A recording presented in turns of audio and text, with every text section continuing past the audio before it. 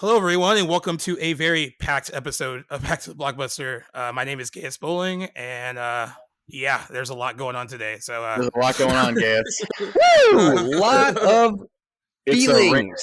it's a rainy day here in Hermosa Beach and just kind of Southern California in general. So it's been a good day to sit back, read the news, and just kind of reflect on it. Enjoy your popcorn. Yeah, and also, of course, Owen is here with us every week, but we also brought Jack back to talk about last night's festivities and some other cool stuff. I'm just waiting for the full-time contract, boys. Just call me from the bullpen. So I, you know what? We've been building up to the Academy Awards pretty much since we started the podcast in November, because we kind of got started in the middle of award season. Yep. And there's been like a lot of highs and lows trying to figure out what's going to get nominated and what's going to win. And it officially happened. And a lot of stuff that we talked about with like the PGA winners and the WGA winners and the DGA winners and all that stuff, it pretty much went as it was supposed to go. Like, we kind of predicted, like, we had things that we wanted to win, but we knew what things were actually going to win. I was super jacked for Coda for you. Like, I fist pumped for you. Yeah, I was pretty happy for Coda. So yeah, Coda was like an outlier all award season, like the little engine that could.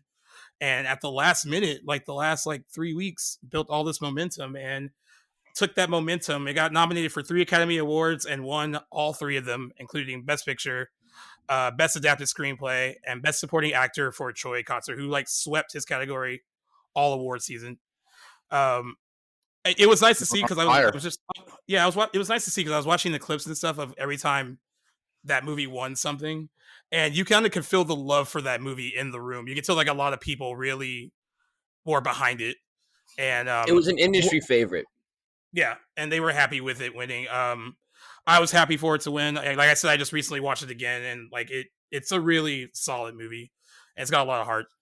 And interesting enough, The Power of the Dog came into the night with the most nominations at 12, and it only won 1, but it did win a very important one. It won Best Director for Jane Campion, making her the third female director to win that award, and the second year in a row, because Chloe Zhao won last year for Nomadland. So it's still one of those things that, I mean, every single person that I come into contact to that has seen it, they do the snooze fest kind of the look, and it just boring. I mean, obviously it picks up in the last little bit to close it out, but it really just, I think that the cinematography was great. It was pretty much an Oscar movie from the start. Like, they had this idea in their mind. They're like, this is the way we're going to make it, basically for the Academy, I think, with like some hot topics and some things that are maybe be a little bit controversial, especially back in that time. But I'm actually a little happy. I don't want to diss Jane Campion or the movie at all or the performances, but to see it not win all of the ones and also not have sort of like that typical Oscar thing that we've talked about where you just see it just sweep every single thing. Everything. And have to hear the music and see the same person holding all their Oscars as they walk up to the stage. At some point, they just start asking new cast members to go up because, like, I've said it 4 times already. I can't say thank you enough. Yes, exactly. So I do think that it was. I do think it deserved Best Director, but this whole Oscar season and this whole Oscar award show has really, like we've said, Gaius, been kind of like a career Oscar wins for a lot of these. Yeah. So it was really nice to see Coda kind of stand out amongst that. Yeah, I thought it was really cool too. And I forgot who was talking. Our buddy, Lance was out yesterday, and he was talking about Power of the Dog, and he was saying like how much of it is like really great like cinematography, or just the fact that that area itself is just so beautiful that you can capture that on screen without having like a great cinematographer. Like, how much of it is being kind of overblown and overrated, and how much it is just Montana's awesome. No, yeah, I would think that's fair. I would think that's fair to say, but there are some shots in the movie that are like fucking prime, like awesome shots, like that one shot where Cumberbatch is walking through all the cows and they just move out of his way, like you can get, Stuff like that was really good. But yeah, you really can't mess up cinematography when you have mountains on mountains on mountains at your Just disposal. beautiful landscape, yeah. And a random house, the random house, just in the middle of nowhere. Once the drone came out, cinematographers were like, "Oh my god, this is so easy." Like, I don't need to add anything to this. Kind of keeping on like the sentimental win kick. Belfast won Best Original Screenplay. I know last week we were like, because Don't Look Up won the WG award in that category last week, and then Licorice Pizza was also a contender. But I think Kenneth Branagh winning for Belfast and just it being like a personal story, kind of resonated with the Academy, and I think that's why. And I think they wanted to give it something because it wasn't going to win any other major awards last night. And Best Original Screenplay was like the best one they could give it because Kenneth Branagh did put his heart and soul into it because it is about his childhood and it also really is a touching film too. If you guys haven't seen it, it's pretty good. Yeah, I think that win kind of reminded me of like when Manchester by the Sea won for like its Oscar, and I feel like that kind of similar story, not necessarily similar story, but just like very much moving and heartfelt and some difficult things that went on in that situation. That's what that win was what that reminded me of. I feel that just like with Manchester by the Sea, I feel if it's a little bit of an awkward like feeling movie, just like you're always on edge, they won't give it the best picture because some people leave the theater like, whoa, like that was a lot. But on paper, it's a wonderfully written movie and it can go from there. But like, yeah, Manchester by the Sea is a heavy movie and you're like, I don't think that it's a great movie, but I don't want it to win Best Picture because like, are we all just seriously depressed? It's bleak. Yeah, so those bleak movies definitely get the nod for Best Screenplay. But my question to you is like, when the Academy's like voting and they know this one movie needs to win something because it is so good, like, do they go around and pick everything else and then they're like, all right, what can we give cancel out. What can we give Belfast? Like, come on, anything, just give me something, give these guys, come on. I'll answer that with this. Dune won all of the technical ones. Okay, just go. so like kind of Dune, baby. Just to kind of like that, we've talked about this yesterday, and they're probably going to put this in some like TV spot to promote like. It's been out on Blu-ray for a while, but just promote it, winning Oscars. It won the most Oscars last night. It won 6, but they were all technical. And that's it deserved all those technical awards that it won. But like when you win the most Oscars that night, it's really funny to kind of tout that, be like, oh yeah, we had the most wins, and they'll be like, oh yeah, well, what categories?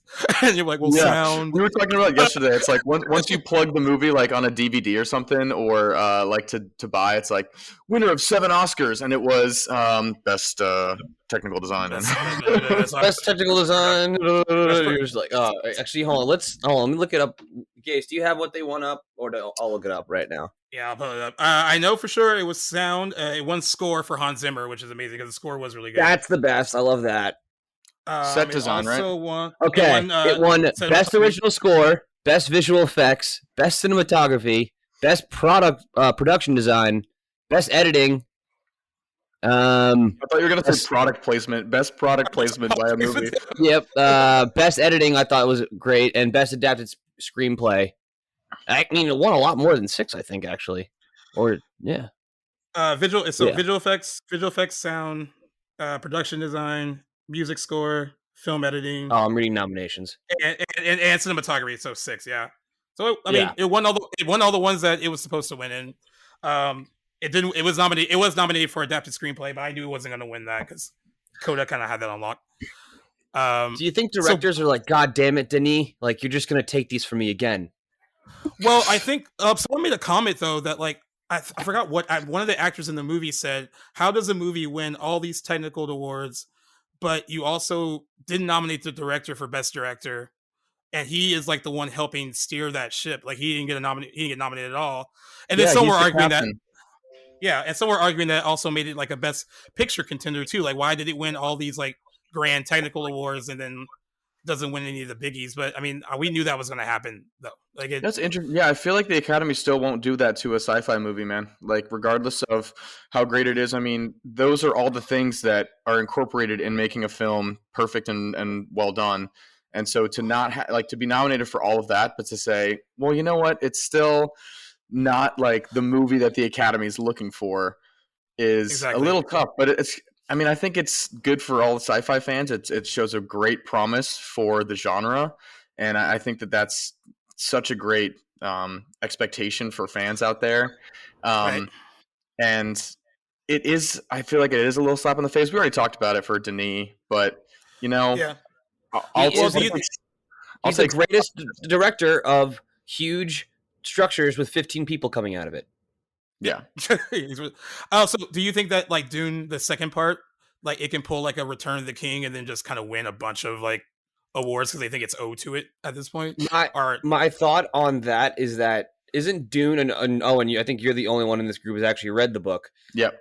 It's split into two, as if I remember. So the second part is just going to be like all out warfare, like awesomeness, right? I mean, from what I'm reading, it's not the book. It's it's basically all out war. It's like that one scene where you see him having the vision, but like it's supposed to be legit. So I say it's going to be second half is going to be fucking sick. But it's also, I mean, the books are a trilogy, so there are 2 more books after this one. So the thing is, like, there's a reason that only this one has been made, because even the second ones are super cerebral, and they even go more in depth of, like, one of the hardships about this movie was they had to really put onto screen what Chalamet's character was feeling. And you can only do that so many ways by what he's thinking in his head. And so the second ones are even more that, but with more characters. And so, like, that's going to be a little bit tougher, I think, to adapt to a film. But I'm just really excited for the second half because, like you said, Jack, it's going to be action packed and awesome. And Zendaya's gonna be in it. Yeah, she's in it more. That's all I want to. That's all I care about. Yeah, Owen. More Zendaya. Give me more. Just wait, Gareth. Just wait. All right, just going on the winners again. Ariana DeBose won Best Supporting Actress for West Side Story. That's a category she swept in all award season, and it's kind of cool. I'm just gonna like take what she took for said in her speech is that she is a openly queer Afro-Latina winning that award, and she won that award 60 years after Rita Moreno won that same award for the same movie 60 years ago. Yeah. So I thought that was really cool to see, and like I said, like West Side Story is not like my favorite thing ever, but she steals all of her scenes in that movie. She's the life of that movie. Well deserved. So much deserved. And then Jessica Chastain won Best Actress. We kind of saw that coming too after she won the SAG Award and then the Critics' Choice Award. That category was still up in the air, but I kind of figured that she might take it. And this was her third. This was her third nomination. We talked about this a little bit, Owen. I think this was a career one for her. Yep. But I mean, I wasn't mad about it because like she's a great actress, and I mean the movie itself too. Like she really does embody the character, and she does go through a physical transformation. And I think that does say something to kind of really just live the life of that character. But I do think that this is just a culmination of all the great work that she's done. Especially, like, honestly, after Zero Dark 30, I was all in on Jessica Chastain. She's fantastic. Yeah, she's great. Yeah. If you haven't watched Molly's Game, you're just... That's my favorite movie with her. That's my favorite thing that she's ever done. She's so good in that. So good. Idris Elba is so good in that, too. Yeah. Yeah, he's actually very good in it, too. Yeah, I forgot. Okay, so someone else was nominated for the third time, and he also won at Best Actor. But before he won for Best Actor, hold on. Before we get into the actual stuff, we do need to comment on the fan votes. Oh wait, hold on. Oh yeah, that's right. Actually, I do want to talk about that because I feel differently than you do about this. So the Academy, to be cool, because they didn't nominate anything like big like Spider-Man, they took it to Twitter to have like their own like fan favorite, like you could vote for your fan favorite movie and then fan favorite like cheer moment like in a movie, right? So their fan favorite movie of the year was nominations first. Well, I don't even know. I'm just gonna say this. All right. I'm just gonna say this. Was Zack Snyder's Army of the Dead. And then their cheer moment was, you say what the cheer moment, because I think you could say it better than I can. Their favorite cheer moment was was the Flash entering the Speed Force in Zack Snyder's Justice League. Justice League. So this is what happens when you leave voting open to like a bunch of fans, because I have to go on Twitter every day for work to look for stories, and all I saw on Twitter leading up to this was all these Snyder fans saying they were going to bomb with votes for Army of the Dead and fuck Justice League, which is fine, I guess. But this is why I don't like the fan favorite vote, because it's a bunch of them just like, oh, there's a lot of them. There's a lot of them. It's very fair to have that sentiment, and again, yes, like is it the Flash, Ezra Miller beating out a meetup of Spider-Man, or I don't even remember what the other ones were. But like Endgame, and then they had that hero reveal. Oh yeah, and Endgame in there too. Like, it's not really representation of what actually was a cheer moment. Like, definitely, I would say, like, I wasn't like, oh, like, I mean, you're talking to the guy who's going to die with Zack Snyder's superhero movies, but yeah, it wasn't like my cheer moment. I was definitely more excited for anything else besides that one. Yeah. But on the flip coin, God damn it, Warner Brothers, do you not see the power that your fan base has? All right? Well, that's because they have nothing better to do except for get online and vote and vote and vote and vote and vote. It's very true, but Warner Brothers, like they did dominate. Warner Brothers did dominate to the Academy this yesterday. So like they were doing, but like, yo, you have something here, just to use it. It's not like you don't have the money for it, or it's okay. Like it's even if it's on HBO Max again. Just I will say this. Okay, I will say this. Twitter would be the last place that I think they should go. I think that they should have done like, hey, go to a specific Oscar fan voting website or something. Like this is the way to get there. Put it on a lot of different social media platforms. Not say, hey, there's a Twitter poll out there, because Twitter is full of trolls. That is that is what Twitter is for. And like you could, like you said, Jack, like you could just do a bot to create a bunch of accounts and vote for Army of the Dead, which is, I'm guessing exactly. Oh yeah. What were the other? What were the other nominations for the movie? Not the scene, the movie. Hold on, I'll get it up right here. Spider-Man was one of them, and it's silly that it wasn't that I didn't win. And it's because a bunch of Zack Snyder fans just were like, "I'm gonna vote every single day, every single hour." I mean, yeah. I mean, it wasn't the. I mean, sorry, but that shows dedication, though. I will say. Yeah, I'm gonna ask Owen real quick. I was like, do you even remember the scene where the Flash entered the Speed Force? Is that what it's called? Yes, like, you know what it's called. Do you vividly remember it? Like you're like, oh yeah, that's my cheer moment. I'm gonna be completely honest. I saw the Snyder Cut once, and I don't remember that scene. Yep. Only Jack remembers it. So guys, it's totally fair. It's literally like the last ending of the movie right before they kill Steppenwolf. Spoiler alert. But like, yeah, I mean, I understand the toxicity of. I mean, we won't even call it toxicity. We'll just call it like really annoying fucking fans. But I am here for the movement of just getting more Zack Snyder stuff. It's not like he's not a bad director. Everything he makes is interesting. It's just sometimes it goes good. He goes a little bit overboard with the symbolism of stuff, but like still like, and then to go on the news we had like a couple weeks ago, with Warner Brothers just delaying all of their superhero movies, just kind of leads to the fact that maybe they want Zack Snyder back because they see how much of a powerhouse he can be. But does Zack Snyder want Warner Brothers? I don't think he wants to go back. I don't think he wants to. No, but it's not. That's those people he didn't want to work with Warner Brothers with, and Sarnoff with Walter Hamada with those guys. Discovery has reached out to him already for sure. Like, I mean, I've read it out on, yeah, like they want him back because it's like, yo, I'm just going to go to Netflix and do whatever I want and make a space movie, basically samurai Star Wars type shit. And it's going to be freaking awesome. You saying samurai, he should do a Samurai Jack adaptation. That would be fucking sick. Oh, an anime? No, you remember the old Cartoon Network show? Yeah, I remember. Samurai Jack? Let's see. He's looking it up right now, guys. Oh. I wasn't a Cartoon Network guy. My mom wasn't a big fan of it. So I stuck to Nickelodeon. I will say this though, I'm okay with Army of the Dead winning because there was a serious groundswell on Twitter for Cinderella with Camila Cabello. Oh god! And I was like, if that wins, I might gouge my eyes out with none of the original songs because they couldn't get the licensing. Yeah. So at least, I mean, I didn't hate Army of the Dead. It was fine. I just have an issue with the fan voting because like I just watched it for weeks on Twitter, just watching all these like, and nothing against them. I think it's cool that they were so vocal that they got the Snyder cut to happen. But at a certain point, like fan service has to kind of stop a little bit. Yeah, I mean, honestly, like when we talked about this when we did, like when the news for I Am Legend came out, like smart zombies forming a society is a very, very cool concept.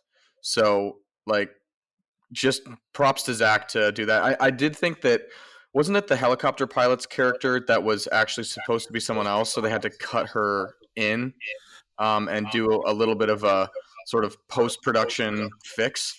Because I read that before I actually saw it, and I did realize that felt a little bit off. Yeah, I think they had to do something like that in post I production. remember. I've seen it a couple times. I watch Army of the Thieves more than I watch Army of the Dead. Army of Thieves was great. I would have liked that to win more than Army of the Dead. No, yeah, for sure. But again, that leads to just like Zack Snyder creating an idea, but then making a universe. Like he didn't direct that; he just produced it. But like, great movie for Netflix. Came up with the story, yeah. Yeah, exactly. Well, I mean, since I'm already heated about this fan voting, I could be heated about our next. Now let's get into it. So what should have been like any of the memes, you're living under a rock. So let's just. So what should have been like a great moment for Will Smith last night, because like he was the front runner to win that Oscar for Best Actor. 45 minutes before that, Chris Rock, is doing his thing on stage, telling jokes. He's about to present like Best Documentary Feature or something like that. He makes a joke towards Will Smith and Jada Pinkett, mostly towards Jada Pinkett, and says something about her, like, can't wait to see her in G.I. Jane 2. And just because, and just so anyone who hasn't seen G.I. Jane, G.I. Jane stars Demi Moore. She shaves her head at one point because she's like in the army or whatever. Because that's what the army does. That's what the army does. And Jada Pinkett right now, her hair is shaved down, but she has an autoimmune disease called alopecia, which like causes your hair to fall out. So she full on just shaved her head completely. This is not like a new look for Jada Pinkett. She's actually back in the 90s had her like hair that low before. So it's not like a new thing, right? So Chris Rock made the joke. Will Smith, if you watch it back, laughed at the joke. But then when it cuts to her and she looks annoyed. Like she rolls her eyes. She rolls her eyes. She's not happy. And then it cuts to him on stage and everyone seems like they're laughing. And then it turns into this like, oh. And you see like Will Smith like walking up towards on the stage and full on slaps him in the face. And what seemed like a scripted moment at first, because I was like, that doesn't seem like that would be real. Like, but on our feed here, they cut the audio because like it wasn't airing live. But I guess I saw the Japanese audio. Yeah, right. Overseas, they had the audio on, and at one point, Chris Rock says Will Smith just hit the shit out of me or smacked the shit out of me, and then that's what Will Smith goes into, like, keep my wife's name out of your fucking mouth. It says it twice. And that clearly is not a joke. So even if it's muted, you know exactly what he's saying. He says it very slowly. And like the first time he said it slow, he said it twice. And the second time was way more aggressive.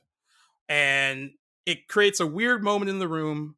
And for what we know, like when they go to commercial, which I thought this is what makes me upset about this. They go to commercial and several actors, I guess, console Will Smith. Denzel Washington does, Bradley Cooper does, Tyler Perry, as if he's the one that got smacked in the face. And they're like trying to be like, are you okay? Are you okay? And they're going up to her and they're like, oh, are you okay? I guess that's justified because the joke was about her and it wasn't poor taste, whatever. But 45 minutes later, he wins Best Actor. He gets to go on stage and gets a standing ovation from the very same room that watched him go up on stage and smack someone in the face. And then he gives this acceptance speech about, he apologizes to the Academy and apologizes to his fellow nominees, doesn't apologize to Chris Rock at that time. We'll get to what he did later.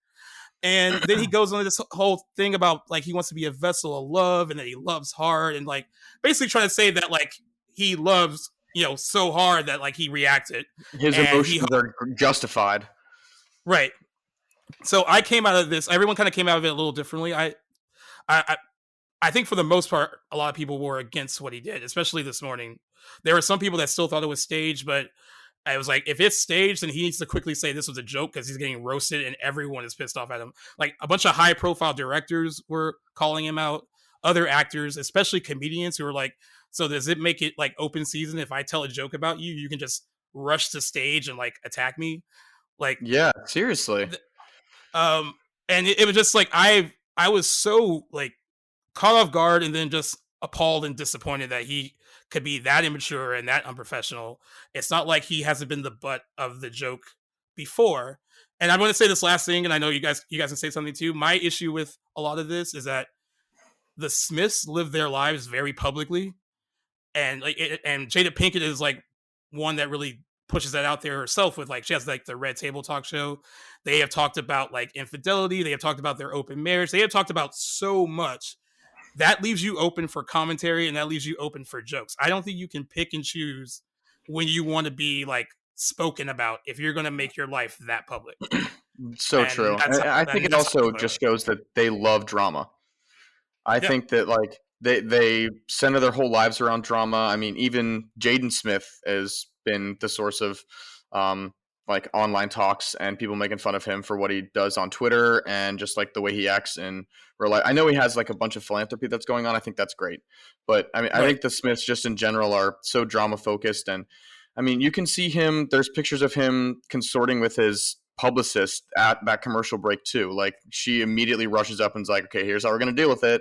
You did something stupid. So I think it's super embarrassing for him. I think that he was either drunk or doing something because like going from extreme anger to crying 45 minutes later, like that's just a huge mood swing emotions. I think he was either doing something or not taking something.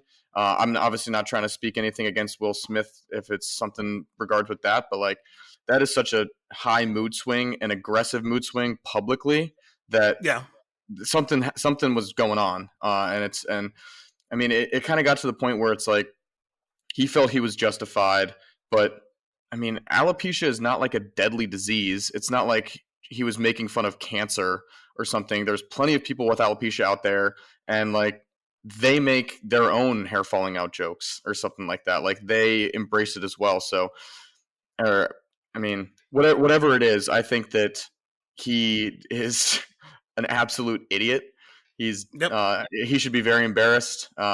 She should be embarrassed, but I also think he's a total simp who his wife cheats on him and he's still trying. He loves her way more than she's willing to admit or something. And like, I think basically like, a lot of the things that I saw too is that anger and stuff might have been directed towards Jada rather than Chris Rock. I think that there might have been some. He feels like emasculated a little bit, and that's what's kind of been going on. So he probably looked at her and she was like, "Take care of this." Like she wears the complete pants in this relationship and controls everything, and probably gave him a look, and he's like, "Oh, like I have to do something because you can't make fun of her, and like maybe it makes me look like less of a man because I already look like less of a man because you cheated on me with my son's best friend or whatever it is."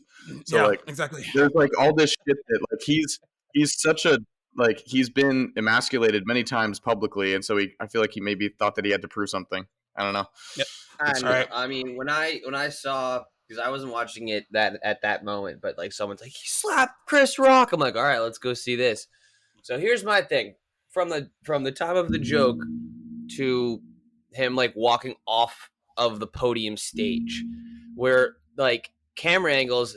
Chris Rock says the joke, and like you say, Owen, like they're sitting like kind of like at an angle of each other, Jada and Will. So Will's got his legs crossed, like looking at Chris, and all of a sudden it's like joke, and he goes, looks over and goes, shit, damn it, yeah, fuck, now I gotta do something. So he takes it, gets the lapels, gets them straight up, and then just walks over. And I really thought he was gonna fucking like talk to him, be like whisper in the ear, like homeboy, shut the fuck up. Let's not do that. And then he smacks him. But to me, the smack, and this is gonna sound weird, and maybe if you two have like ever been like get in a fight before, like slapped in the face, that slap didn't really sound like it connected the way like a natural slap, because you see Chris Rock go like lean in as I'm thinking he would do to go talk to him. So I don't know if the slap was that real. I do know that like I'm saying it's real, and then he walks off stage and he's smiling. You see it. He's actually smiling when he walks off stage. Yeah. So that's where I'm like, I think that's. I agree with Owen. I think he's proud of himself. He thinks he's doing something as her man, defending her honor. Because when he gets back to his seat and they start exchanging again, that's when I could tell that it's not a staged event. Like, I know Will Smith is an actor, or whatever, but that was real anger being like directed towards him. Like don't talk about her like that. Yeah, and there like pride was coming up. Pride was coming up in a lot in that 30 seconds. Yeah, there are a few people that are like, oh, well, he was defending her honor. But thankfully, for the most part, most people are fucking keenly aware that you can't just walk up on stage and slap somebody in the face. Because if it would have been anyone, no matter who you are, like right. Because if it would have been anyone else, if it would have been like John, who did sound design, who decided to go up there and hit somebody, they would have escorted him out. And he probably would have been arrested. I think it was. Imagine if Matthew McConaughey hit Jerry Seinfeld. Like that's essentially a neutral comedian just doing his job, and not to say that Matthew McConaughey's wife is anyway famous. I think she's just a normal person. But like, yeah, that like everyone would have been fucking astonished. And the thing is too, like the joke itself was about her not having like just being bald, not because she has alopecia. Like it actually wasn't directed towards that at all. It was just like, hey, I noticed your haircut. You could say the same thing about The Rock. Like, yeah. I mean, like, and the thing is, I really like what you said, Gaius, about the comedians, because like it sets a bad standard for it's like, hey, if you're offended, you can go up and assault someone. And I don't think exactly. There's literally thousands of people who get made fun of every day, celebrities, and they take the joke, and some of them say, hey, I was offended by that, and they personally maybe settle their differences, or they're like, you know what, I didn't really like that joke. Maybe I'm just not going to watch that comedian anymore. And like, there's so many ways to handle it besides like assault and battery. Also, there's so many different ways. Help them. Oh, sorry. Okay, go ahead. Go ahead. No, I don't think it helped the visuals too, like for us watching as viewers, because like the cameras then just went like straight to Jada. And like, have you ever been like in a big yourself in like a big group of people, and you get just like called out or like get a joke for you like out of nowhere?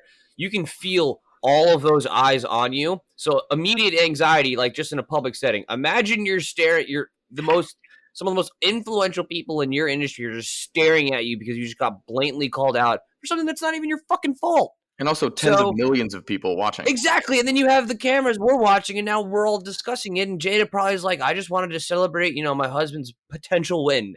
Yeah. Now we're doing this. And by the way, a lot of people thought this was done for ratings, but like I guess some people know how ratings work.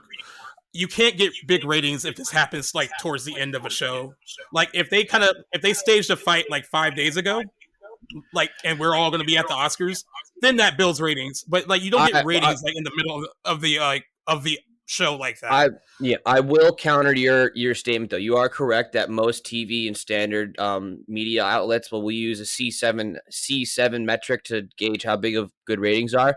But also take into account after the fact now with impressions and video views that they're now going to look at this and retrofit the impressions and all the interactions on social media, slap it into that C7 metric, and it's be like, this is the highest talked about Oscars ever, something like that. Yeah, so, I think the Academy is always they are pretty after now. Well, they're pretty embarrassed by it. The Academy, at least. ABC might not be embarrassed. ABC is probably like, oh yeah, this is great. Dude, ABC's gonna have that clip for like forever as the best, like one of the best clips ever. The thing, if this is a publicity stunt, much memes, many memes. If this was a publicity stunt, it was stupid because I mean the reason people stopped watching the Oscars was because of rich elitism, and now they literally get to see it firsthand of a famous person assaulting someone and not getting in trouble for it. So it's like. Yep.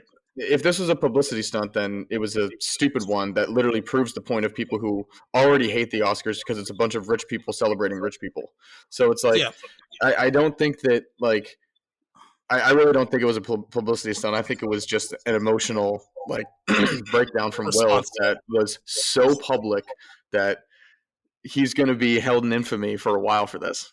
I was personally like rubbed the wrong way watching him win. And I know that had nothing to do with like the slap because like they already voted. Yeah, He it was was going to win. predetermined. Yeah, he was going to. But like it felt wrong to watch just 45 minutes later this guy like get a standing ovation from everyone there and then try to work the room and then try to like backhanded kind of like apologize for what he just did. And then get a standing ovation. And then it ruined the and whole then win. He was dancing to Jiggy with it afterwards at the after party. And that made me more upset. That made me more upset to watch like video of him at the Vanity Fair party, his whole family just like up like nothing happened, and then like he's dancing around to all the songs. I was like, it's such a bad fucking look, and I just wonder like if he didn't really get it then, and then maybe when he woke up today and saw like this is bad, because now it's all about damage control. So I'll ask you this: do you think that the collective fan base like us are actually more angry with this stunt than the actual people involved in the like actual incident and like the ancillary people like Tyler Perry, Denzel Washington? I have something to say about Denzel Washington in a second. But Tyler Perry, P. Diddy, Sean Combs like put a video up. It's like they've already apologized. Like it's all good. They're brothers. Da da da da da. So yeah, I saw that he said that. Yeah, I saw that he said that. Do you think because obviously we're just watching it as fans, we're more worked up about it than the actual people it happened to? Like if we called Chris Rock today and been like, "Yo, what's up?" He's like, whatever. Well, we deserve to be worked up because the regular people can't do that. So we deserve to be worked up because they don't think it's a big deal, but you can't do that. Like I'm not saying that, but I'm just saying like it's wild to think like, you always have to be like, well, they're not making a big deal about it now, other because they are celebrities. But yes, you're right. They're in the public light. They can't do that. They have to set an example for everybody. Well, anybody can't do that, and so I think that's why the public deserves to be more upset about it rather than just like brush it off. They think it's not a big deal because they believe they can kind of get away with anything, which guess what? They just did. And like as a public, that's not acceptable behavior. You can't be doing that kind of stuff. If any other person does that to, especially a famous person, you're getting arrested, sent to jail and charged, and they're going to press charges. No, yeah. And also, but unfortunately it's also 2022. Fucking news cycles will just clear this out in 3 days. Fucking thing's going to happen. He did finally apologize today. I think he apologized because the Academy is like formally like looking into what happened, and they said that some disciplinary action is in order. It might be short of taking his Oscar. I don't think they're going to do that because he did win for a performance that had nothing to do with what happened last night. But they do have a code of conduct though about how you're supposed to behave, basically, and they could fine him. They could suspend him for like a year from the Academy. They could kick him out entirely. I know that SAG is also looking at it too, at being like, we don't support that kind of behavior either. So there are ways to kind of discipline him. Now, the caveat here is that if you're going to do it to him, then you have to do it to everyone, which is why I don't think it's going to be too bad for him because someone like Roman Polanski still has his Oscar and he did some pretty awful shit back in the day. But he's also not allowed to do anything else. Right, and one can make the argument about Woody Allen. They're still like they still have their like no one stripped their stuff away. So like it's hard to kind of say like Weinstein still has all of his awards. So it's kind of hard to say like how much you should punish him. So like I'm not saying take his Oscar. I did say that last night because I was angry. But like he should be punished somehow, right? Like there should be some like you can't just be allowed to like just go up on stage and do something like that. But he did apologize on across his social media. I'm not gonna read the whole thing. I just read a little bit of it. No, yeah, he definitely reached out. Yeah, he apologized to the Academy. He apologized to Chris, and he said, "I would like to publicly apologize to you, Chris. I was out of line and I was wrong. I am embarrassed, and my actions were not indicative of the man I want to be. There is no place for violence in a world of love and kindness." And he said some other stuff too, but basically he's saying the same shit over and over again. Yeah. But I think it's mostly damage control because he knows he has to like. He's not in good standing now with the Academy, and he has to figure out what and the court of public opinion, which is sometimes more harsh than like any real court, like as far as they're concerned. That's what I'm asking. Can he survive the public court of public opinion? Will Smith, man, he's gonna survive it. That's what I'm saying. I think the issue with this is that Will Smith has a reputation for being so composed and not like this, and I think that is what caught everyone off guard.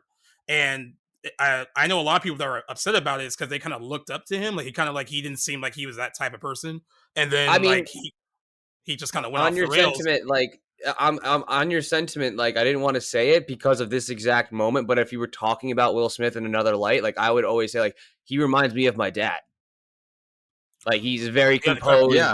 very loving, role model, very funny role. Yeah, like he's gonna do what you need to do, but like I wouldn't want to say that my dad would slap somebody across the face for making fun of my mom, but I can't not say that too. Like so, but in this situation, yeah, not good. But my favorite thing on the internet has just been like the link to the Fresh Prince episode where violence is not the answer. They've been leaking a lot of Fresh Prince moments. It's pretty funny. Like, I mean, I'll give them credit. The internet, when it wants to be on point, is really on point. And they've been on point since last night. It came quick and it did its job. It did it very well. I was laughing at a lot of them today. No, dude, the one of them when they were superimposing SpongeBob stand-up comedy with like "You suck," it was, and they just put their exchange in for it was so funny. Oh my god! That's good. I mean, I'll end this one on like I kind of said like I think there should be some disciplinary action, but what do you think should happen to him if anything? Like, what do you think would be the right? Like I don't want it to just go away. It doesn't seem fair that like he gets to do something like that. And it's just like, what do you want to do? Make him stand on a corner with a cardboard sign saying "I was wrong"? No, I know. I think the Academy should do something to him for sure. I think the Academy should do something for. I think the Academy should like suspend him or something for a little bit. I don't think they should take away his Oscar. I mean, obviously the performance had nothing to do with this. I hope he gets the help he needs. He said he's a work in progress, so I hope he takes. I hope he takes that seriously. Who isn't a fucking work in progress? He obviously has some issues he's got to work through. Most importantly with Jada. I mean, the thing that I like about this is that we haven't even brought up how Chris Rock his reputation is going to be because he's a comedian. He's going to be fine. Like, I don't think he's going to be in trouble at all. Like, not in trouble, but like publicly. Like, I mean, people that are defending Will are kind of saying Chris Rock was an asshole for even bringing it up. So there's kind of two sides, but that one's a little bit less sided. That it's not nearly as big of a movement, but I think that's good. So Chris Rock's getting a lot of credit for being composed. For not go, it could have been much worse, and he actually. I was talking to my coworkers today, and they said if someone slapped the shit out of me like that, we're throwing hands. Like someone's like, you have to respond to that. Like there were people saying, you can't just do that to me and expect to just walk away. Like, can you imagine? Can you imagine all those like rich white people at the Oscars that would have happened if that would have like like I said before? Imagine if Matthew McConaughey slapped the fuck out of Jerry Seinfeld, like everyone would just be in absolute shock. It'd be like if you shot a puppy. You can't touch Jerry Seinfeld. Oh, by the way, have you guys seen the Nicole Kidman reaction? Reaction, It's my favorite. I want to use it for everything. One of the best memes is like they all took like a 9x9 of all the celebrities like reactions, and they're all like, oh my god, Ryan Reynolds is dying laughing. No, not Ryan Reynolds. Ryan Gosling is dying laughing. It's so funny. Jason Bateman's sitting up there like he's just like smiling. He's like, oh my god, this is happening.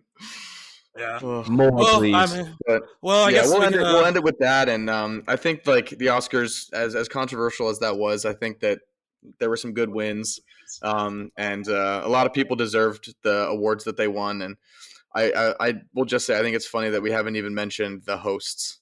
You know what? I'll briefly talk about that. I didn't think they were bad. I just didn't think that we needed three of them because like you don't get to like really.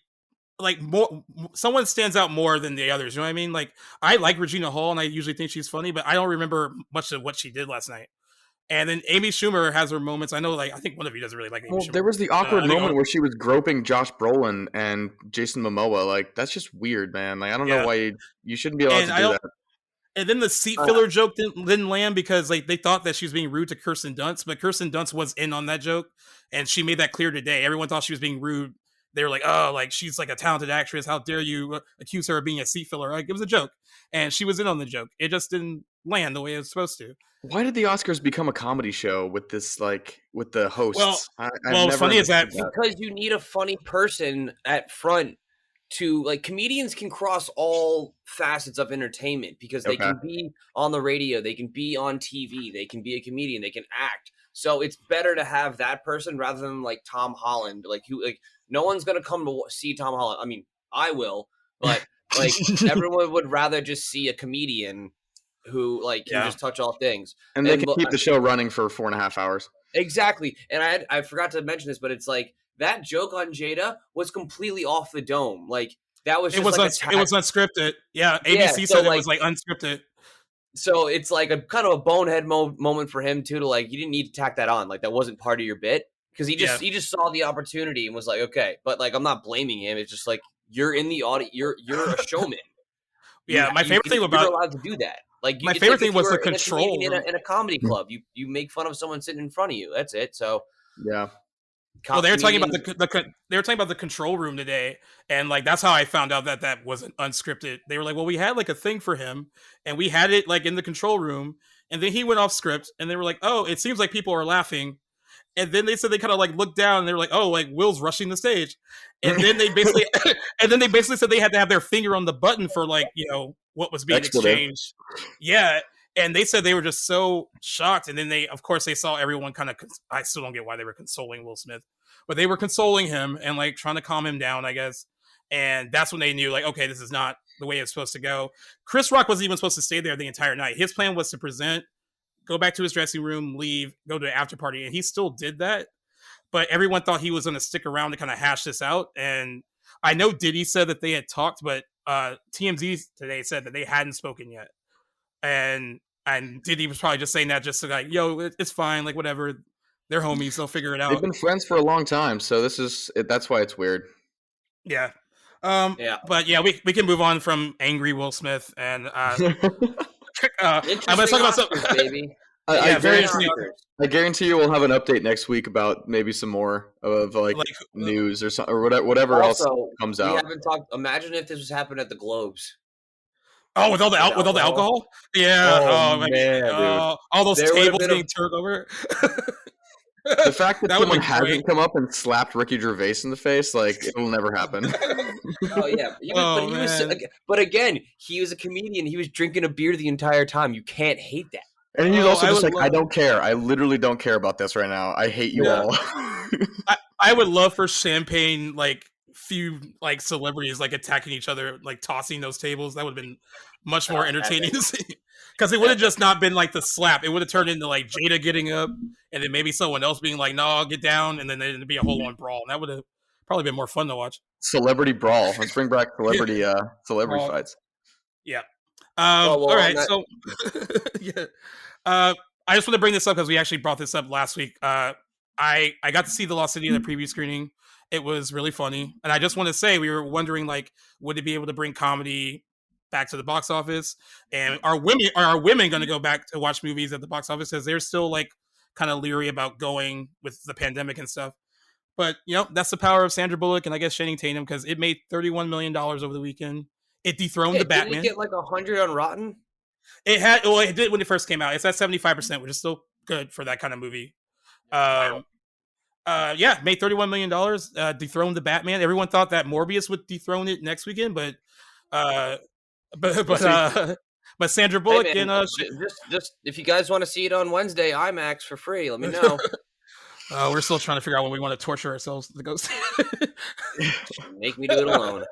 But I just wanted to say that because it's a good win for there hasn't been like a comedy like that in a while that's really hit at the box office.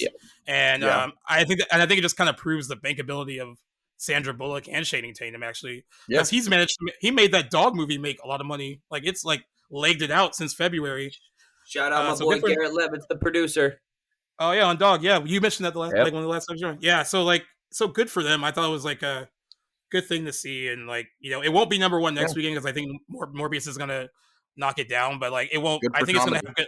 Yeah, I think it's gonna have good legs too. I think it's gonna have good word of mouth, and it'll be a phenomenal streamer.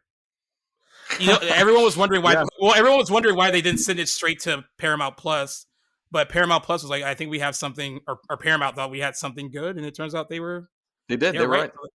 So they might as well make a little money from it. one thing I wanted to bring up, and I know Jack was excited because this happened last week. Matt Reeves released a deleted scene from the Batman with Joker.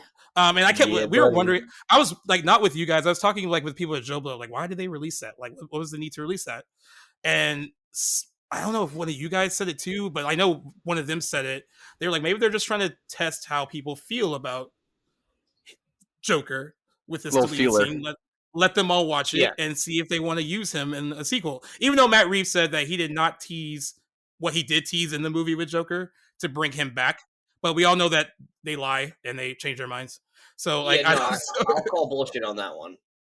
so Yeah, yeah, that scene had no reason to be in the movie.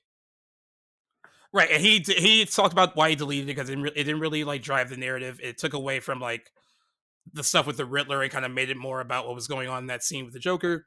Which it should have. But I did think it was a well done scene though, and No, a really good interpretation of the Joker. There were already people making lists and putting him on their Joker list as like ranking him like pretty high as one of their favorites, Really? even though it was like Yeah. even though it was a really So- short scene. I'll give my opinion on this because I think I've watched that like 50 times. I love it because the origin of the relationship with Joker and Batman is just simply that the Joker is obsessed with fucking around with Batman. And the only way to fuck around with Batman is to kill people and create chaos. He himself maybe might be a murderer, but because of Batman, he's this evil, maniacal, like, I have to beat the world's greatest detective. In this conversation, you can see that, like, that connectivity that the Joker has to the Batman. Like, he even says it's like, we're not here to talk about me. It's like, why? You're so much more fun. Mhm. Like, he only cares about Batman. So Right, I okay. love this relationship that they're going to be building up to.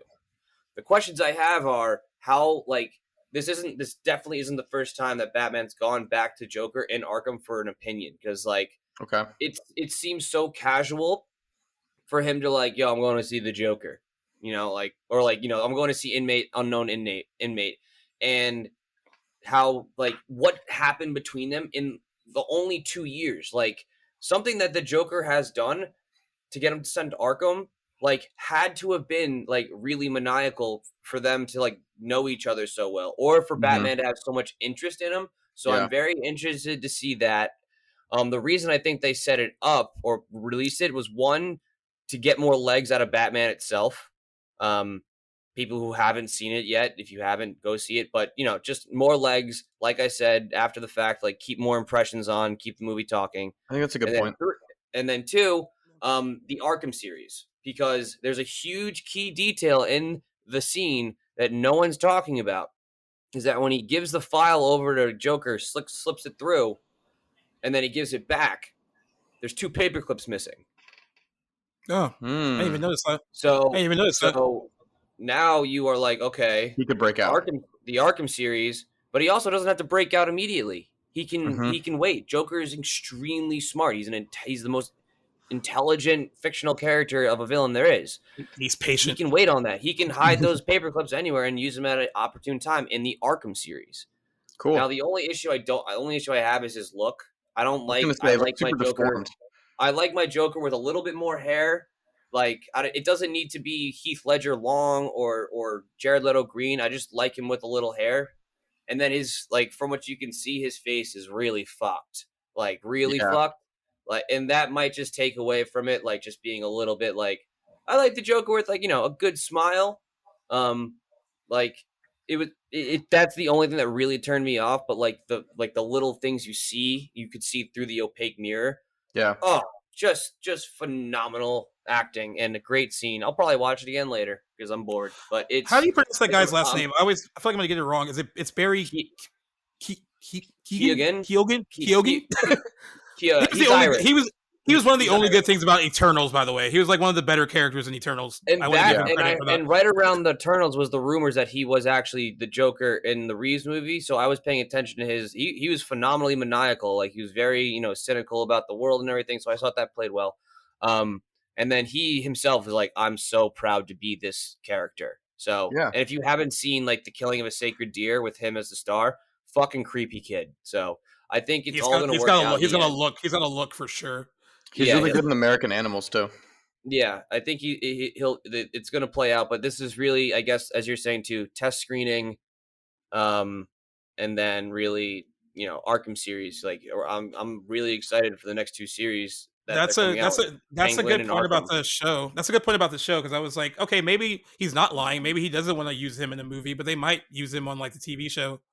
Yeah, Which I because mean, it would be yeah, foolish to bring him in the second movie for Batman because there's so much stuff that they've already played out, like the Court of Owls. And a great storyline would easily be the Court of Owls going nuts, like, doing their thing, and the only person Batman can go to during the whole thing to help figure it out is Joker.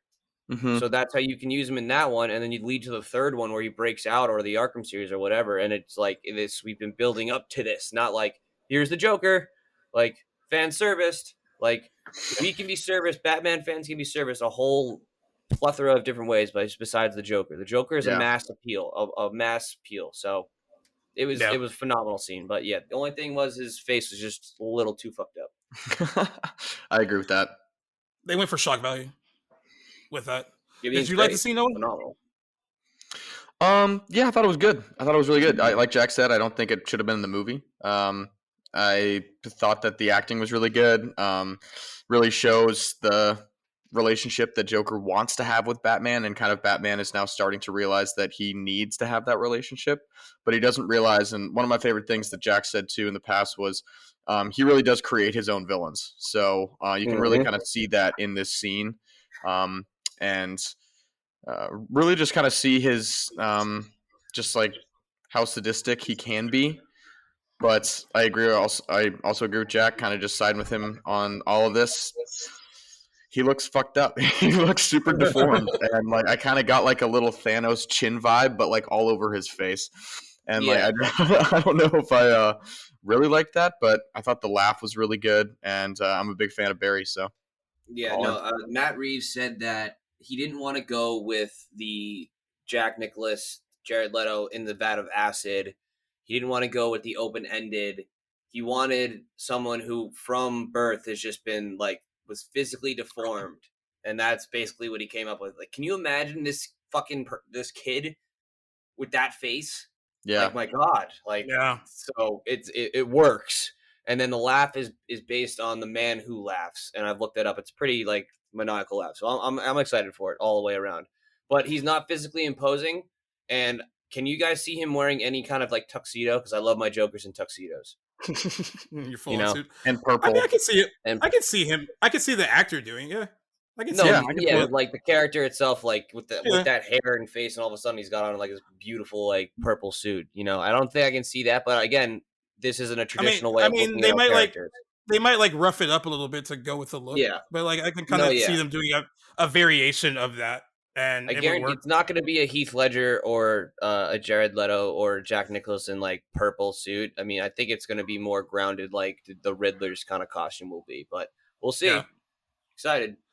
Well, there were some people ranking him above Jared Leto on their list, so that was like based on how many minutes of like footage did we see, and they based it all. I don't know, you had to bring it up. You had to bring it up, but you had to fucking bring it up. But hey, whatever I say about Jared Leto, he's if we are talking about it, I think Barry and Jared have this like equal amount of screen time as Joker. So I mean, it's a fair statement. Compare the two.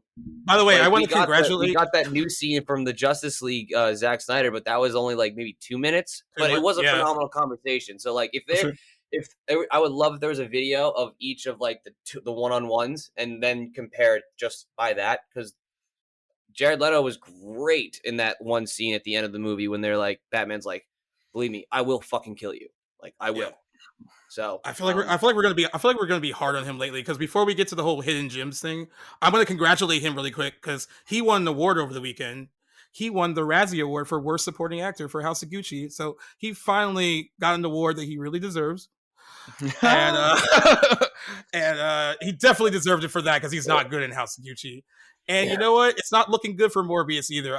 My expectations are like all the way down here. I'm trying real hard to like I'm not taking think it's the gonna. L. I know this. Like, I know I'm just gonna hop on. The first thing is But gonna be I but took the L, but I'm gonna do it for the sake of journalism and podcasting, I I'm just and hope like for it's everyone cool. out there I just listening. hope it's cool. That's all I hope. I don't expect it to be good, but I hope it's going to be visually you're like cool. That's what I'm. you're like I have very small demands. I just need you to Yeah, be cool. I don't need you be to be cool, good. please. Yeah. I did read that. Spoiler alert, because no one's gonna watch it anyways. That Keaton's actually not in the fucking movie. It's a post Yeah. credit scene. My managing my well no Sony. my managing editor at Jobo, because he wouldn't tell me, because there's all these rumors about the post credit scenes and like who's not in what, and I was Can we gonna run that. retire post-credit scenes? I'm so fucking Yeah, tired of post-credit scenes. Can I we know. just get It's rid like of them? I know we should. I was gonna like run a story about how like all these fans are mad about those scenes not being in there, but he has seen the movie already, and he was like, "That's not entirely true, but I can't tell you what is in it because it's still under embargo." And I was like, "Well, I work with you. You can't tell me." He was like, "No, I'm still under embargo. I can't tell you." So it may not be as bad as they're making it out to be about what scenes aren't in there. I know that the director said that Spider-Man is not in their universe, which kind of pissed off everyone. So I don't know if that's true or if he was just saying it just to say it. Well, you Um, can't believe anything a director says anymore. So yeah, I know they all lie. True. They all lie to try to. But we'll talk about that next week because it's going to be a lovely discussion, I'm sure. and he's frozen. But in the meantime, we kind of have a new little reoccurring segment that we're going to do. And actually, Owen came up with this one, and it's about hidden gems. They're about movies that like maybe flopped or a lot of people haven't seen. They're not really well known, but we happen to love them, and we all chose one. And I think when we kind of do these in future shows, we'll just choose different ones to kind of showcase. Yeah. But since it was Owen's idea to have this segment, I'm gonna let him kind of kick it off. Yeah. This idea came from just like I think I watched this movie, and it really just like hit me as I enjoyed every single minute of it. And Gaius, I think you've seen this movie. Jack, I don't know if you have. If you haven't, then Yeah, you I got to don't know watch the it. movie. I don't know what it Yeah, is. well, I'm just prefacing it. And yeah, I just like it was one of those things where I had never heard of it. I had never heard anyone talk about it, but I liked the actor who is in it. So the movie that I chose is The Oath with Ike Oh, I haven't seen Barinholtz it. and I guess Tiffany Haddish is in it. She's not my favorite, but she excuse me, she does great in it.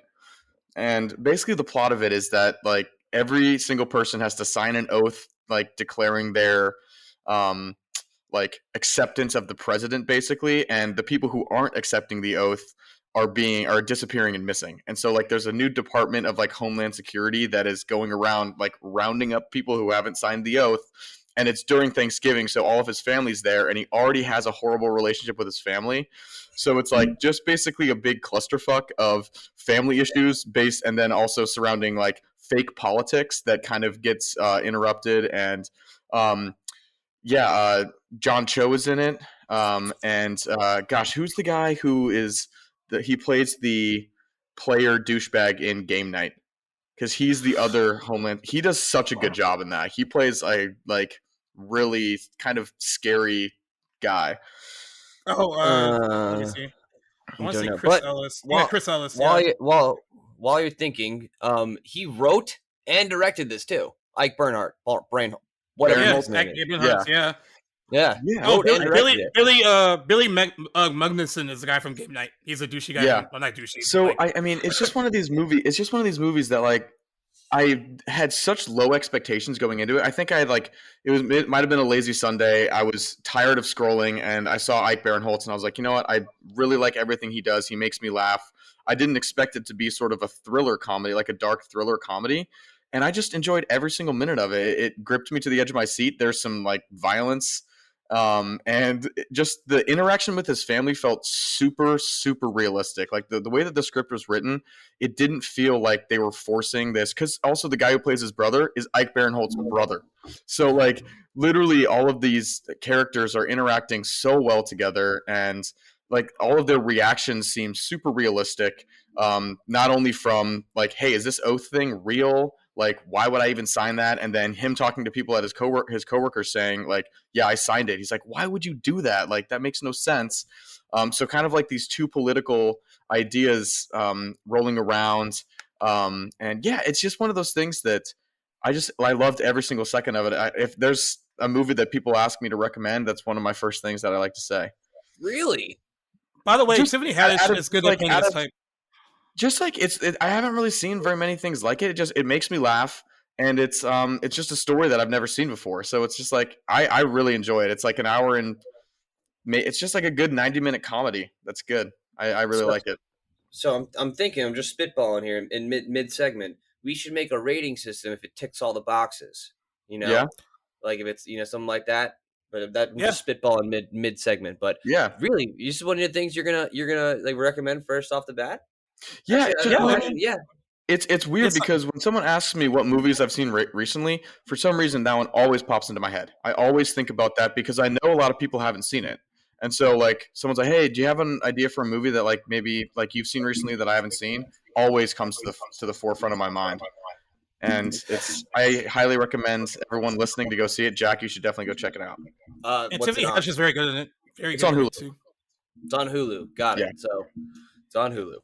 Tiffany Haddish is really good at playing. Like I liked seeing her and stuff like this because it's so easy for her to like play herself. I guess that's the best way to put it.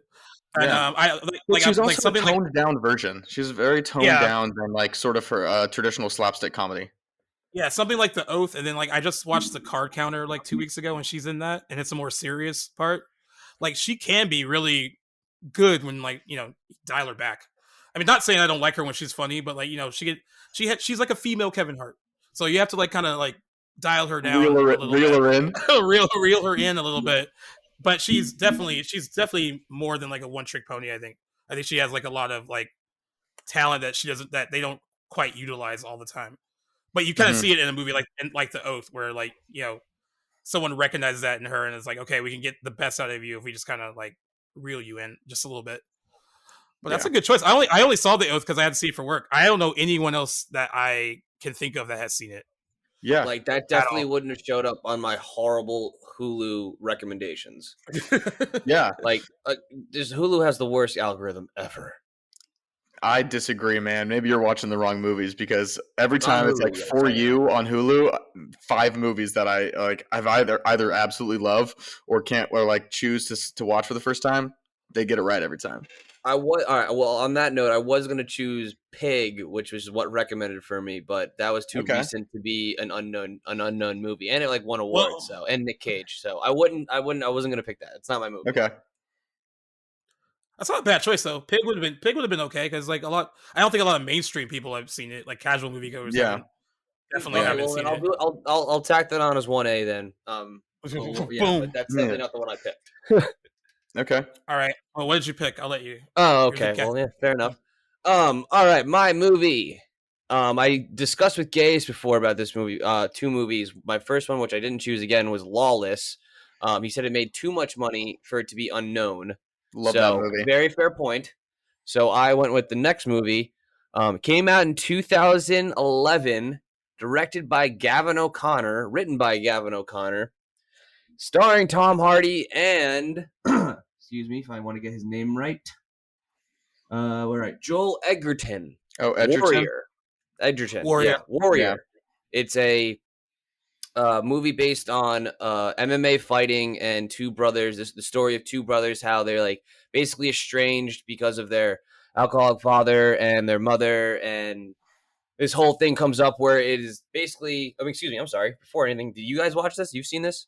I've seen Warrior. Yeah, I've seen it. Yeah, I've seen it. Yeah. Okay, so it only made like $28 million in the box office. So I feel like it was definitely a movie that was seen on streaming here, but it's a fantastic movie. And the story was essentially 2 brothers just going through life. One is a retired Marine who is a secret war hero that you find out later in the movie. The other guy is a science teacher struggling to keep his house and his family together. And oddly enough, they are both like ridiculously good at MMA fighting. They're both just like ripped to shreds.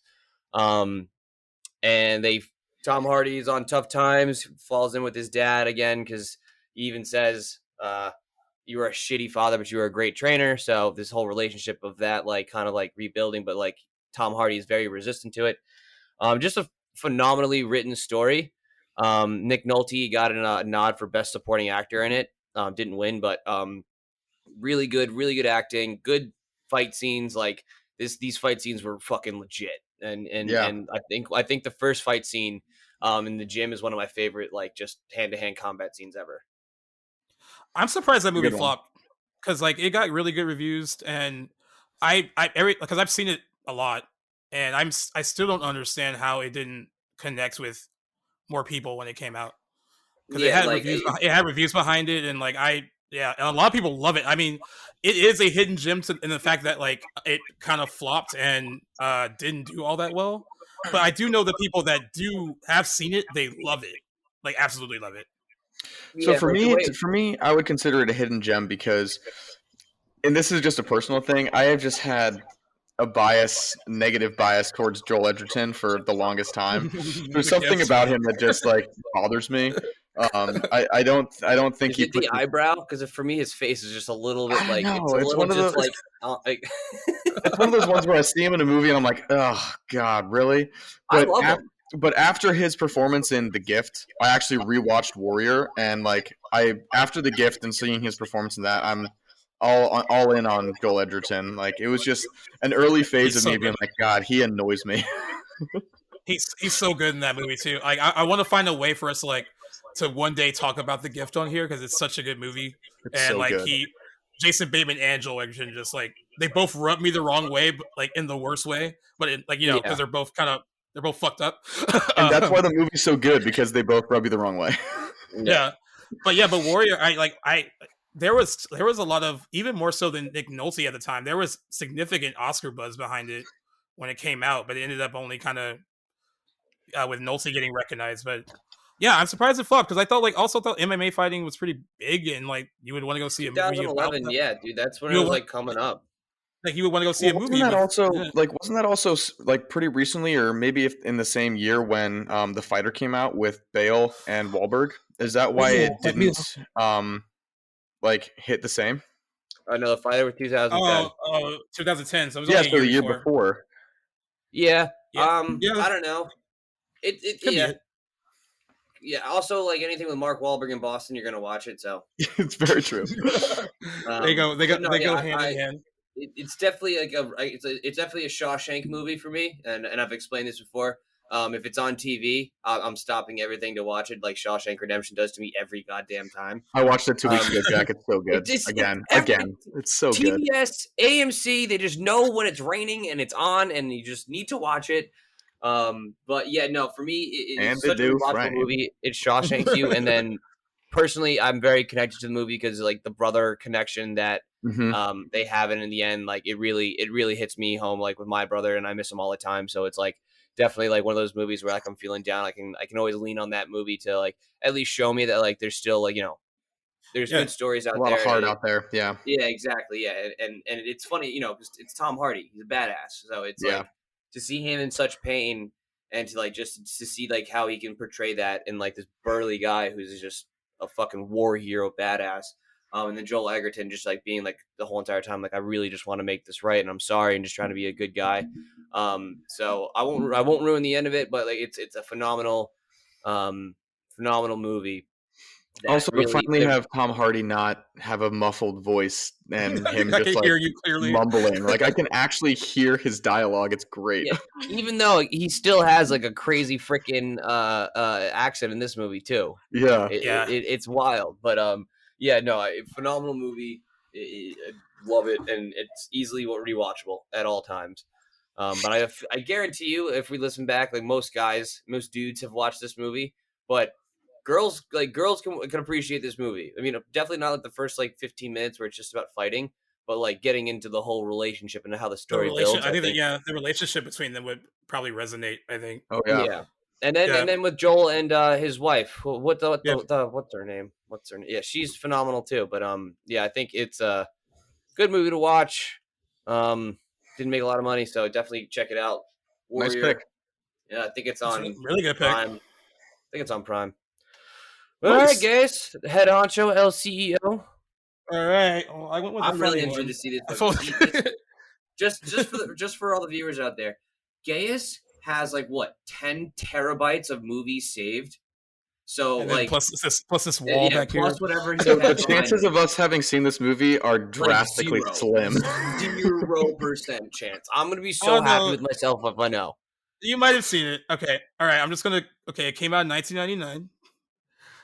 Good year. It's directed by Doug Liman, who it's his second film after Swingers. Okay. Uh, and it stars Taye Diggs, Breckenmeyer, Timothy Oliphant, Katie Holmes, Jay Moore, and William Fichtner. And it's called Go. And Ah. and Go is like it's a comedy that's about these three interconnected stories that involve like a drug deal. And the first story, like Sarah Pauly is the lead, and like her one of her friends is Katie Holmes. They work at a supermarket along with a couple other people. And in order for her not to get evicted, she her two friends were like, if you sell these like 20 hits of ecstasy. ecstasy, yeah, like so she goes, she gets it, and she ends up trying to go sell it, but it turns out that there's like a drug bust. So she realizes it midway through, and she goes in the bathroom and she dumps all the drugs. But she realizes that she needs to get the money back to this drug deal, dealer. So she buys like basically stuff from the store, like chewable, like baby aspirin and all this stuff, and sells it at a rave and makes a lot of money. But then the drug dealer realizes that she's practically like when she drops off the other stuff, that it's not the product anymore. It's just like fake shit that it's like, this is defamation. You're ruining my reputation. So that's just one of the stories, and like the other story involves someone else that works with them at the supermarket. They all go to Vegas together, and it's like he kind of has his own like adventure in Vegas with like these two prostitutes, and it's like really, it's also like just a really funny kind of wacky scenario. And the third story kind of brings it back to the first one with Katie Holmes being connected with like Jay Moore and like Scott Wolf, and also trying to basically getting good graces with Timothy Oliphant's character, who's the drug dealer. It got compared a lot to Pulp Fiction when it came out. They actually called it a teenage Pulp Fiction because it came out like in 1999, which is like the teen movie boom back then. Oh yeah. And it got really good reviews. It's like 91% on Rotten Tomatoes. But it flopped because they didn't know how to sell it. Because even though they had all these teen stars in it, it's not really a teen movie. And then they tried to market it to that audience, but it's rated R, so they couldn't really see it.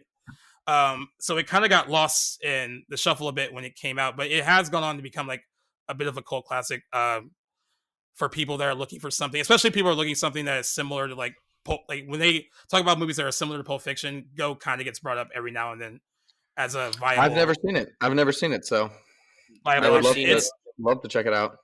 But the cast is really good. I'm a fan of multi plot lined movie, where it all like comes together. Keeps you your head still in the game.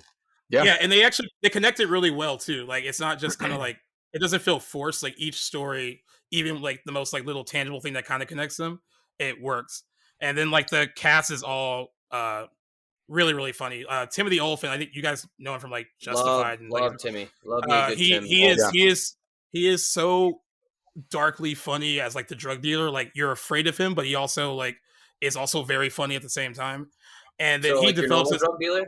Like your normal drug dealer, and he develops this really cool, fun chemistry with Katie Holmes' character because she's like the innocent one in the group, who eventually, by the end of it, kind of like has to figure out what to do to survive as well, because like her friend's not there with her to kind of take care of her throughout this situation.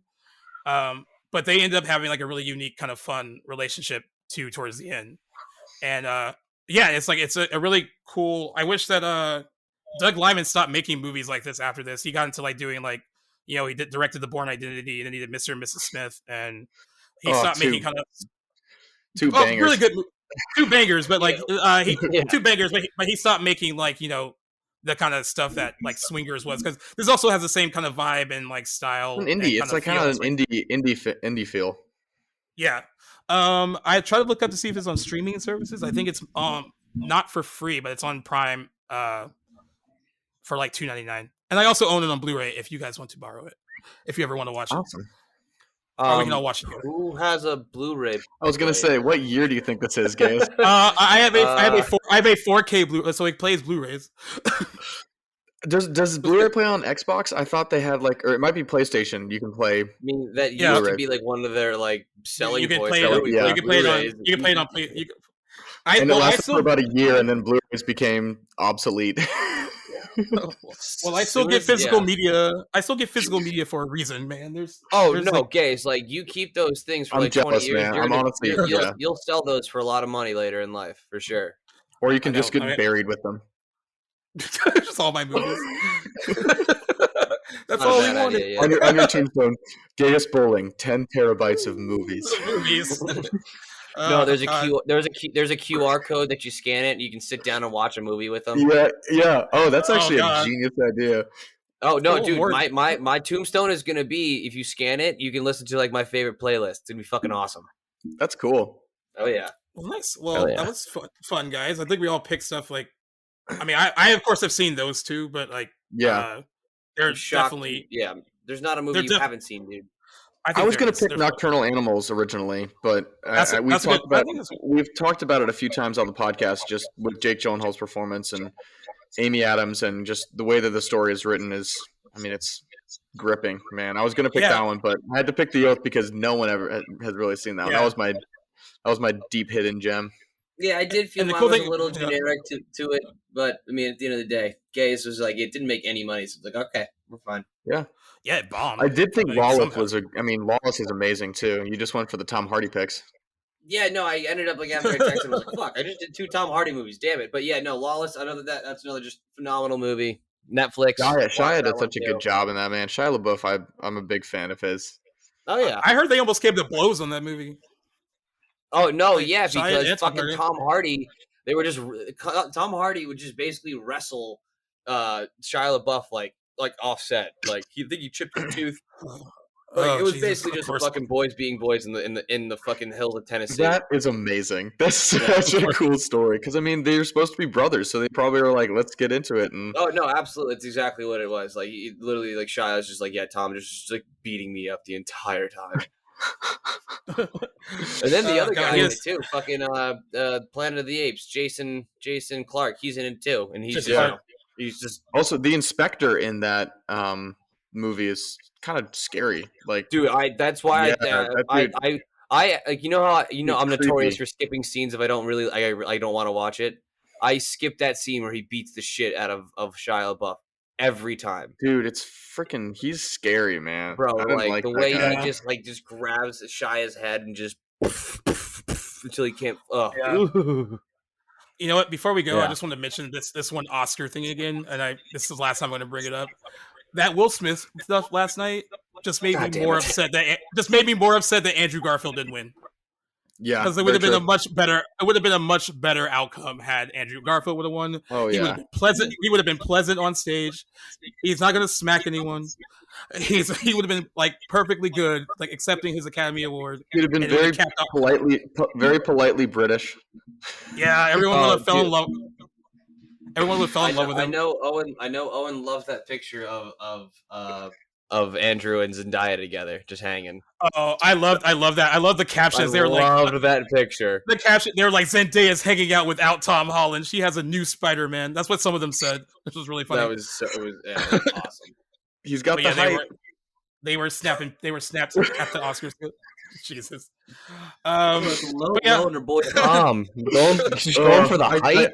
It just feels wrong to throw shade at Tom Holland. He's done nothing wrong. Yeah. No, except for just being like the most likable performer like in recent memory. But so is Andrew Garfield. I mean, if Zendaya's picking between both, she's got a pretty good pick of the litter. No, you know what? Zendaya has a type, and I'm not saying that she was trying to date Timothée Chalamet, but she has a type in her movies at least for sure. They're all like really small. No, yeah, it's like in Once Upon a Time in Hollywood where they're talking about Margot Robbie, and she's like, "Well, she's got a type," and it's like, "What's that?" It's like men who look like they're 13 years old. Yep, for sure. Well, that's going to wrap us up for this week. Next week, we, of course, Jack will be back on to talk about Morbius. And then also on the schedule we have like a small little it's like a 15th anniversary for that movie Grindhouse that came out 15 years Yeah. ago. It's directed by Robert Rodriguez and Quentin Tarantino. It's a double feature. I wanted to talk a little bit about it because it definitely did not do well when it came out, but I think it's kind of found its audience since opening 15 years ago. So I we really talk feel about like that's all of Robert Rodriguez's movies. yeah, I feel most of his movies don't do all that well. And all of them, except for Spy Kids, those made money. Those made a lot of money. Oh my god, dude! Spy Kids when that came out, those dude, that like the backwards talking and then they like rewind it. That scared the shit out of me when I was a kid. Dude, the fucking microwave where they just like you put a packet in, all of a sudden like a Big Mac and shit come out. I can't tell you. God, that's right. I can't tell you how many motherfucking times I watched that movie in our family Ford freestyle on like road trips. Oh my god! Like, okay, guys, we're scratching next episode. We're talking about Spy Kids 1, 2, and 3. Dude, like Elijah Wood's cameo in Spy Kids Game Over. I think they made a fourth one too. Yeah, we only talk about the good ones. Yeah. Let me. I'm gonna look it up real quick. Hold up, dude. I think Spy Kids 3. That one had like, dude, it made so much money. I remember that because it was in 3D. It was dude. Oh my god, that 3D craze of movies was fucking. Oh my god, there is a fourth one. Jessica Alba's in it. Oh, yep. Yeah, dude, also, it was. Dude, they would just get all the famous Spanish actors, and all of a sudden they would pop out of nowhere, like. Dude, yep, Trejo plays such a good character in that movie. Oh my god, Antonio Banderas, classic. Yeah, we're not talking about Spy Kids next week. No, you know that. You know the kid who played Junie? He married Meghan Trainor. Yeah, he did. Yeah, like Jack's just blanking on who she is. No, I'm just like in my head. Like I just hear Junie in my head like over and over again. Now I'm like, oh my god, what's that song called? Because I'm all about that bass. Is that the name of the song? That's the song. Yeah, like that. She had a couple. Yeah. She had a couple hits. She had a couple of bops. Yeah. All right. As usual, Owen, you can sign us off. Yeah, guys. Just thanks for listening today. We had a lot of fun just talking about. I mean, there was some crazy shit that happened over the weekend. So good to talk about some topical topics and comments and how we felt. Also, really like the new segment that we did, and I think we're gonna try and bring it back. We have a couple more that Gaius and I have come up with that we're gonna start filtering into the later episodes. Just like a lot more stuff coming your way. And Morbius next week is going to be a good time. Can't wait to have Jack back on and talk about it. So, like I said, I hope it's cool. Playlist is always such a big contributor. I just want to shout them out again. They just great partnership with them. Continue to listen on however you like to listen to podcasts. If you want to do Apple Music, I guess I have to say Apple Podcasts. I always want to say Apple Music, but Apple Podcasts, Spotify. And YouTube if you want to check it out. So appreciate it, guys. Thanks for checking out this episode. Like, subscribe, and share. Yeah, peace. And keep your hands to yourself. Bye, guys. Yeah, don't smack anybody, guys. Just assault. We do not condone assault. Yeah, food for thought, guys. Food for thought.